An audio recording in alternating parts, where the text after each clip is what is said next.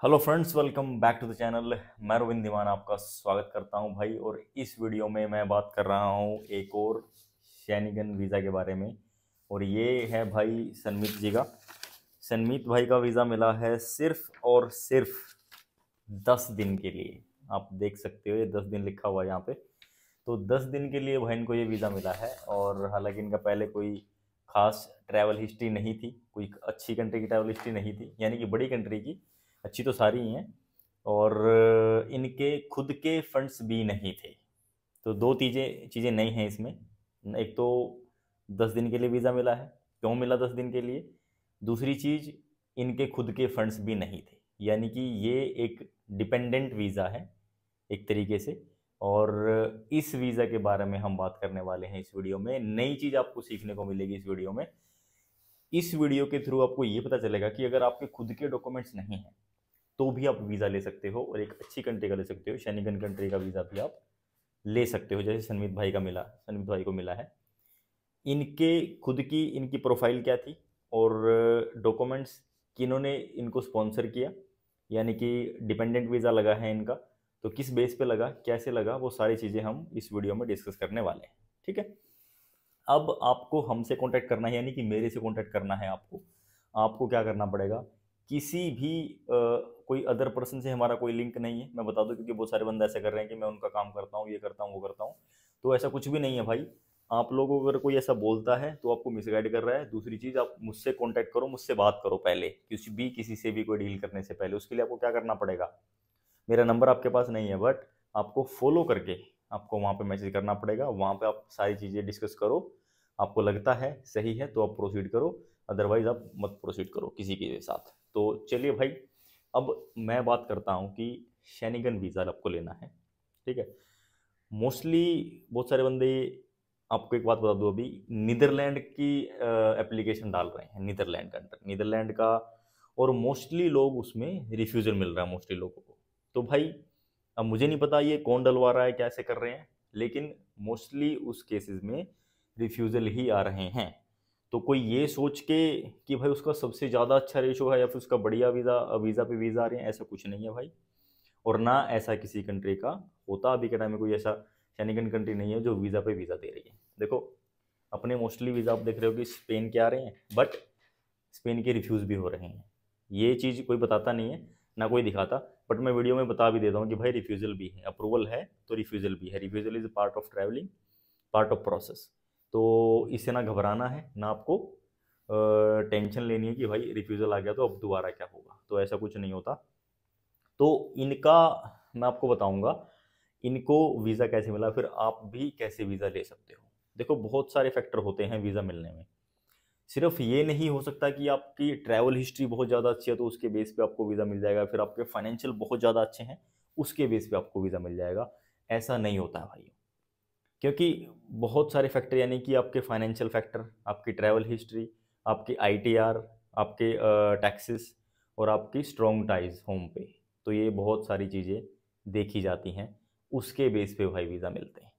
ना कि ऐसे कि आपने ट्रैवल हिस्ट्री बहुत बढ़िया बनाई लेकिन बैलेंस आपका है ही नहीं, कैसे वीज़ा देंगे आपको? अकाउंट में आपके पड़ा हुआ है 1 लाख रुपए, आपको कैसे वीज़ा मिलेगा?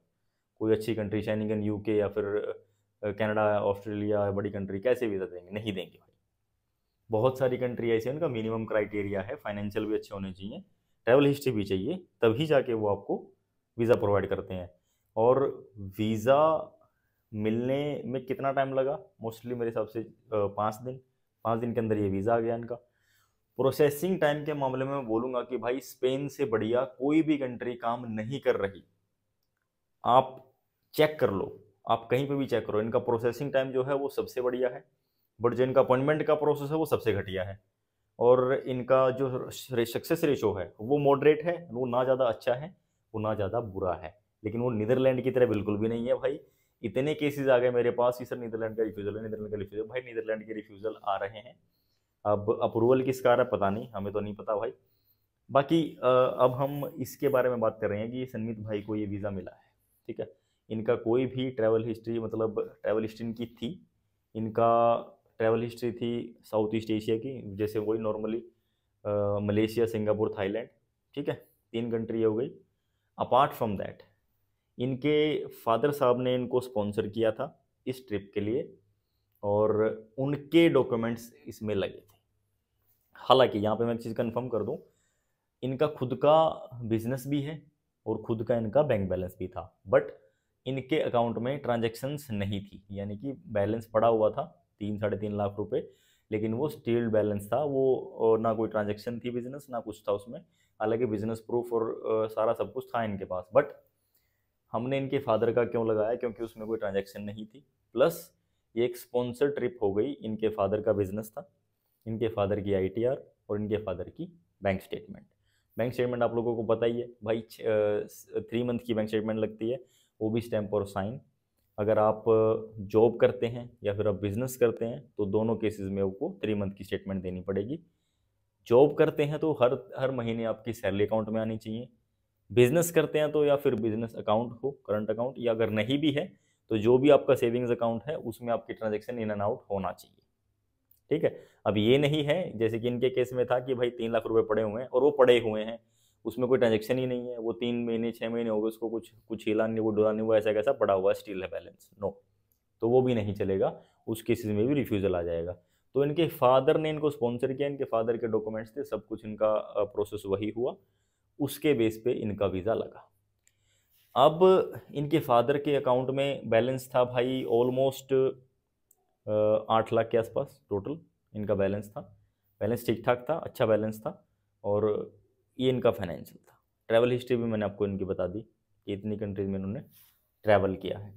तो मैं आपको थोड़ा सा एक बार ये भी बता दूं कि कितने दिन में इनको वीज़ा मिला और कब इनका जो है प्रोसेस हुआ था। तो देखो भाई, वीज़ा लेने के लिए आपको कई सारी चीज़ें, मैंने बोला कि बहुत सारे फैक्टर होते हैं, बहुत सारी चीज़ें आपको देखनी पड़ती हैं, सिर्फ एक चीज़ के बेस पे वीज़ा नहीं मिलता है। तो वीज़ा मिलने के बहुत सारे रीज़न होते हैं, बहुत सारे फैक्टर होते हैं। और अब मैं आपको बता देता हूँ इनका पूरा, एक बार मैं कवर लेटर निकाल के एक बार को डिटेल में बताता हूँ कि क्या क्या इनका पूरा प्रोसेस रहा है और क्या क्या चीज़ें इनकी मेंशन थी। तो भाई आप लोग ये ज़रूर देखा करो कि भाई वीडियो आप लोग देख लेते हो लेकिन उसकी डीप में आप नहीं जाते। आपको लगता है कि भाई ऐसे ही वीज़ा मिल जाएगा, वीडियो देख ली और डाल दिया, और आप मोस्टली क्या करोगे, रिफ्यूज़ल लिखाओगे। मोस्टली केसेस में ये होता है, लेकिन आप लोग इस चीज़ को थोड़ा सा समझो, क्योंकि जो भी चीज़ आप कर रहे हो थोड़ा सा सोच समझ के करो। जिस भी कंट्री का आप वीज़ा डाल रहे हो, रिफ्यूज़ल आपकी प्रोफाइल पे इम्पैक्ट करेगा, प्रोसेस उसका हर तरीके से इफ़ेक्ट पड़ता है, लेकिन आपको खुद को ये चीज़ देखनी पड़ेगी कि भाई अगर आप रिफ्यूज़ल भी ले रहे हैं तो किस कंट्री का ले रहे हैं, दोबारा आपको उस कंट्री का डालना है कि नहीं डालना। शेनिगन में आप डालोगे तो सारी चीज़ें आप करोगे, तो उसी के बेस पे मैं आपको बोल रहा हूँ, तो थोड़ा सा सोच समझ के आप डालो। जो कंट्री वीज़ा नहीं दे रही उस कंट्री का डालने का कोई फ़ायदा नहीं है। बहुत सारी कंट्री हैं भाई, 29 कंट्री हैं शेनिगन कंट्री, सारी कंट्री टूरिस्ट वीज़ा नहीं देती। आप इस चीज़ को समझो, क्योंकि जो भी कंट्री वीज़ा दे रही है वो आपको दिख जाता है, लेकिन देखने के बाद आप ये ज़रूर देखो कि किस बेस पे इनको ये वीज़ा मिला है, ये बहुत ज़रूरी चीज़ है। ठीक है। तो अभी मैं आपको भाई लैपटॉप पे ही दिखाना पड़ेगा, लैपटॉप पे मैं आपको दिखाता हूँ कि क्या क्या इनकी प्रोफाइल थी, ट्रैवल हिस्ट्री एग्जैक्ट क्या थी, तो सारी चीज़ें आपको वहाँ पे पता चल जाएंगी। तो मतलब आपको भी अगर वीज़ा लेना है तो भाई आप कांटेक्ट कर सकते हो, इंस्टाग्राम चल ही रहा है, वहाँ पे स्क्रीन पे भी आ रहा है और डिस्क्रिप्शन के अंदर भी लिंक है, डायरेक्टली आप क्लिक करो, मैसेज करो और सीधा आप वहाँ पे हमसे कांटेक्ट कर सकते हो। हमारा किसी के साथ कोई एसोसिएशन नहीं है भाई।